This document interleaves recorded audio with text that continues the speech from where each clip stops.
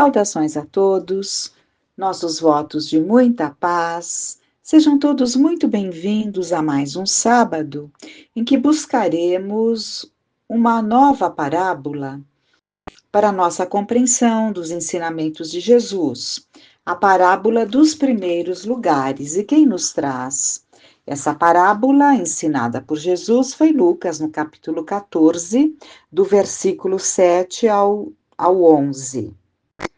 Ao notar como os convidados escolhiam os primeiros lugares, propôs-lhes esta parábola: quando fores por alguém convidado para um casamento, não te sentes no primeiro lugar, para não suceder que seja por ele convidado uma pessoa mais considerada do que tu, e vindo o que te convidou, a ti e a ele, te diga: dá o lugar a este, e então irás envergonhado ocupar o último lugar.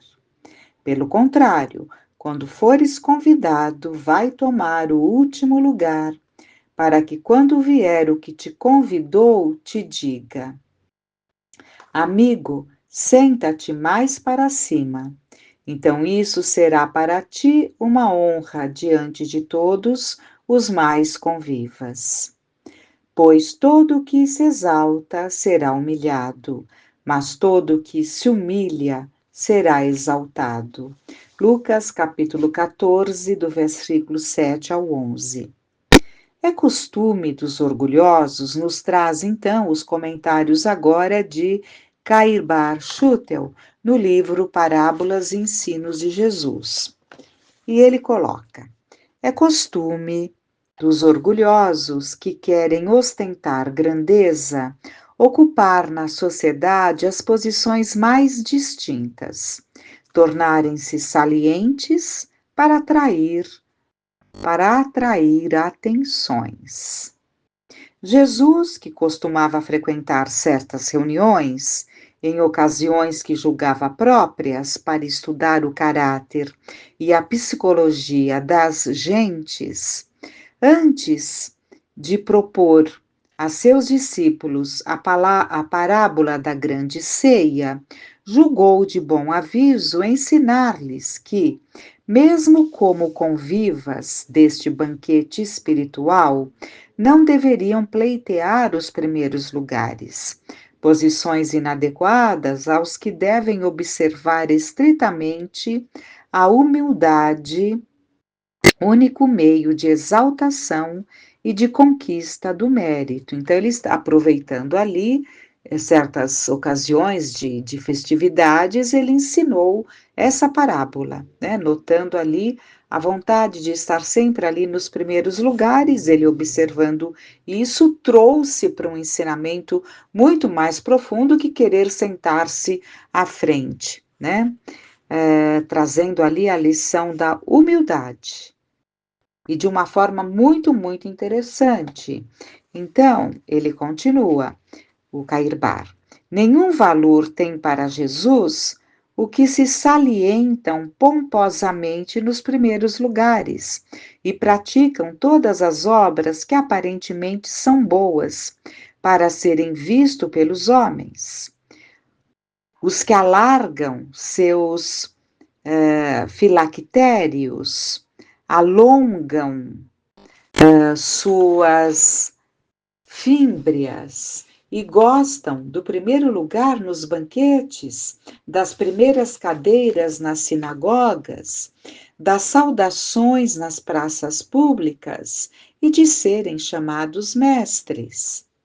O conviva da grande ceia deve ser sóbrio, modesto, prudente, recatado, cheio de boa vontade, laborioso, e em vez de se recostar comodamente no primeiro lugar, que encontra vago em torno da mesa do banquete, deve fazer-se como servo, que depois de bem examinar as iguarias, serve equitativamente aos convivas, segundo o paladar de cada um deles. A cadeira de Moisés, O estudante do Evangelho já o sabe. Não deve ser ocupada pelos novos convivas da grande ceia, para que lhes não seja aplicado o libelo condenatório pronunciado pelo Mestre contra os escribas e fariseus. A sentença do Mestre: o que se exalta será humilhado, mas o que se humilha será exaltado, tem estrita aplicação a todos os que já receberam a palavra de Jesus em espírito e verdade. Na parábola do bom servo, está escrita a obrigação dos que desejam os primeiros lugares espirituais. Não é por ocupar os primeiros lugares na sociedade que os obteremos. Ninguém pense galgar as eminências da glória sem haver prestado seus serviços à causa da verdade, sem ter experimentado para tal fim provas difíceis de vencer, sem haver triunfado nas lutas, sem ter vencido o mundo com suas enganadoras miragens. Os primeiros lugares espirituais não são aqueles em que somos honrados, mas aqueles em que nos colocamos para honrar. Não são aqueles em que somos servidos, mas em que nos dão ensejo de servir. O Filho do Homem, como dizia Jesus, não veio ao mundo para ser servido, mas para servir. A parábola de Jotam, pronunciada no crime de Gerizim,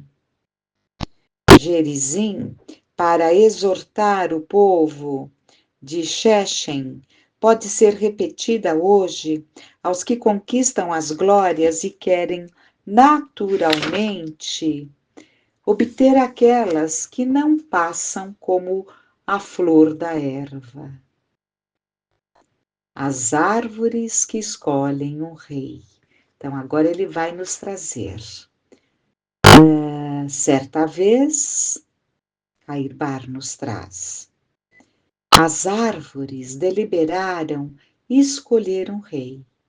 Uniram suas vozes e disseram à oliveira: reina sobre nós.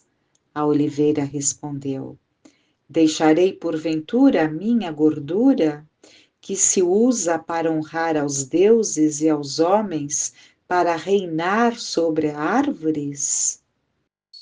Voltaram-se as árvores para a figueira e lhe disseram: vem então tu e reina sobre nós. Mas a figueira respondeu: deixarei porventura a minha doçura e as demais qualidades que possuo para reinar sobre árvores? Em vista da recusa, as árvores se congregaram em torno da videira e disseram-lhe: vem tu e reina sobre nós. A videira também se escusou, dizendo: hei de deixar o meu suco que alegra aos deuses e aos homens para dominar sobre árvores? Então as árvores voltaram-se para o espinheiro e lhe disseram: vem tu e reina sobre nós. Ao que o espinheiro respondeu: se vós, na verdade, me ungis vosso rei, vinde e refugiai-vos debaixo da minha sombra.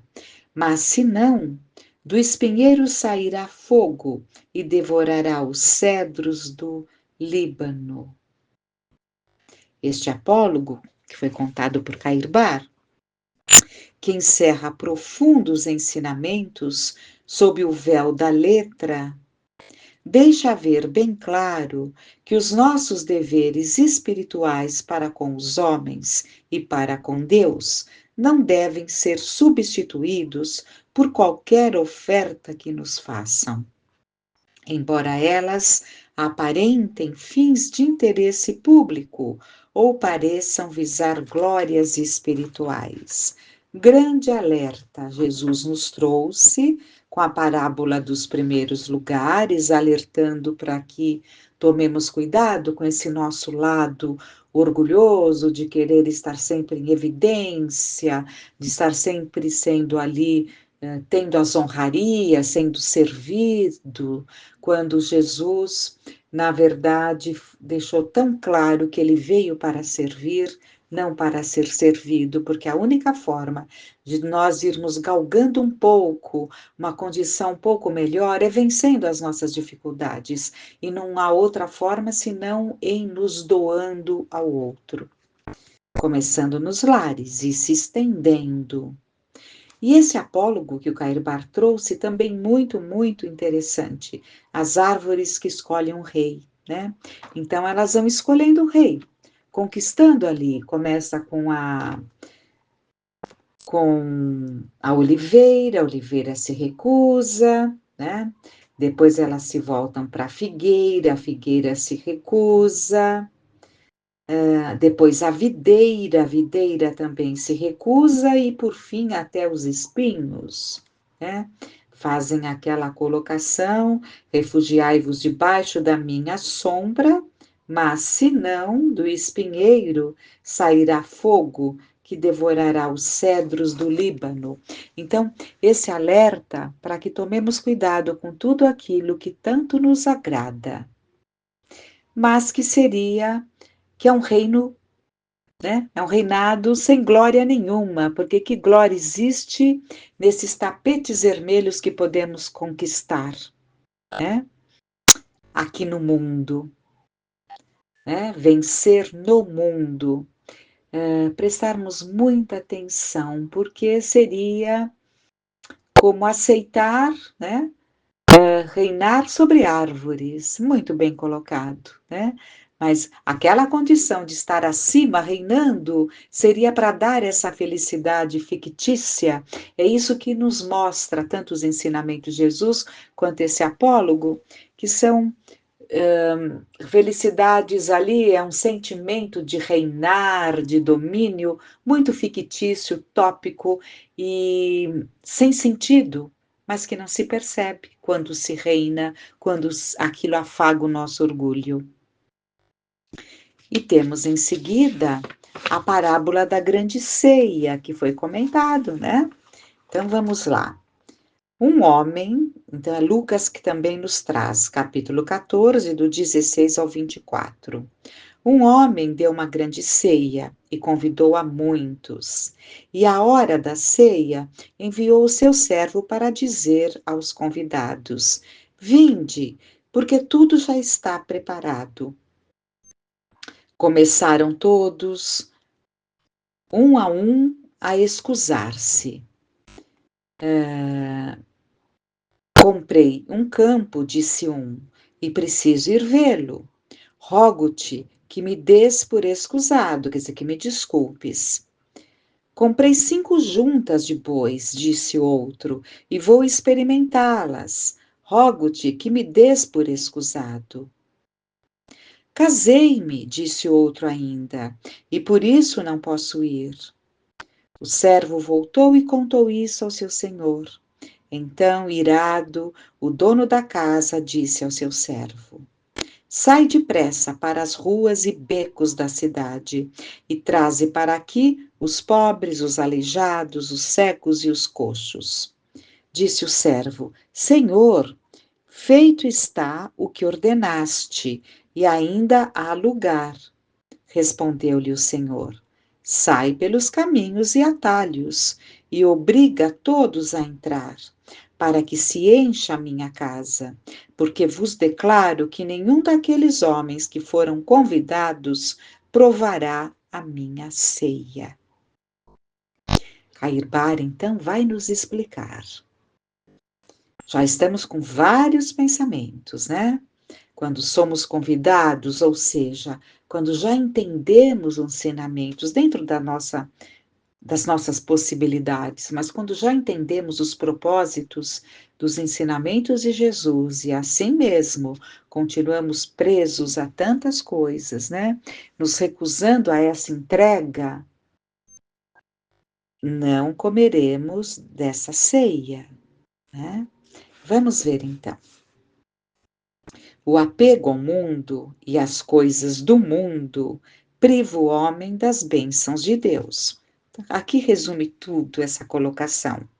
Certa vez, encontrando Jesus um moço de qualidade e rico, que observava todos os mandamentos, mas não observava o principal dos mandamentos, que se constitui no desapego às coisas do mundo, disse: é mais fácil um camelo passar pelo fundo de uma agulha do que um rico salvar-se.